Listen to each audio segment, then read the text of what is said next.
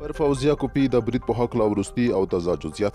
آیا په خپله د فوزیه کوپی د ساتونکو له لوري پر دې باندې برید شوی و او که د نورو ترهګرو له لوري پرې برید شوی و؟ دا ټول معلومات راسره په همدې ویډیو کې وګورئ.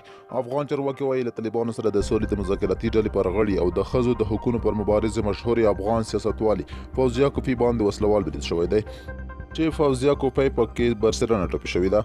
ولسمشر غني او نورو افغان چارواکو یې غندنه کړې ده. د افغان سولې د 21 کسیزې مذاکراتي ډلې مشر معصوم ستانکزی وایي فوزیه کوپی د جمعې په ماښام له شمالي ولایت پروان څخه کابل ته ستنېده چې په لاره کې وسلوال ورته پټ وو او د هغه پر موټر یې ډزې کړي دي.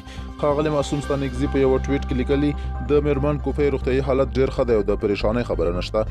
معصوم ستانکزي وویل امنیتي ادارې د دې پیښې پلټنه کوي چې وایي په اړه به یې معلومات وروسته د رسنیو سره شریک شي.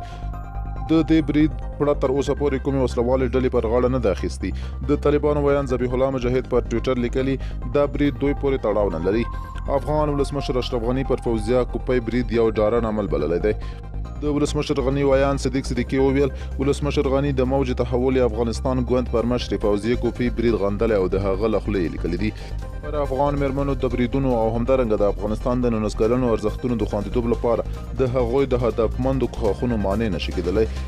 د افغانستان د سولې د ملي شورا مشر ډاکټر عبدالله هم په یوه ټویټ کې ویلي پر میرمن کوپی مرګونی برید په کلکه غندم او له حکومت غواړم برید کوونکي د معلوم او ودې نیسي. د موج تحول افغانستان یا د افغانستان د بدلون څپه ګوند مشر فوزیه کوپی لومړنۍ افغانه میرمن ده چې د افغانستان د پارلمان مرستیاله سپیکره اوسېدلې ده او پر طالبانو د ښکاره تنقید کوونکي په توګه پیژندل کیږي. له همدې کبله تر دې مخکې هم څو واره مرګوني بریدونه ورباندې شوي وو چې دا ترې ژوندۍ وتلې ده. پر فوزیه کوپی دا برید په داسې وخت کې کیږي چې د ملګرو ملتونو د ریپورټرانو یوې ډلې د جمعې په ورځ په یوه ګډ بیان کې له افغان چارواکو غوښتي چې د بشري حقونو د دفاع کوونکو د وژنو د مخنیوي لپاره پر وخت غوڅ ګامونه واخلي. له بله پلوه بیا داسې اوازې هم شته چې پر فوزیه کوپی برید د هغه د خپلو ساتونکو له لوري شوی و.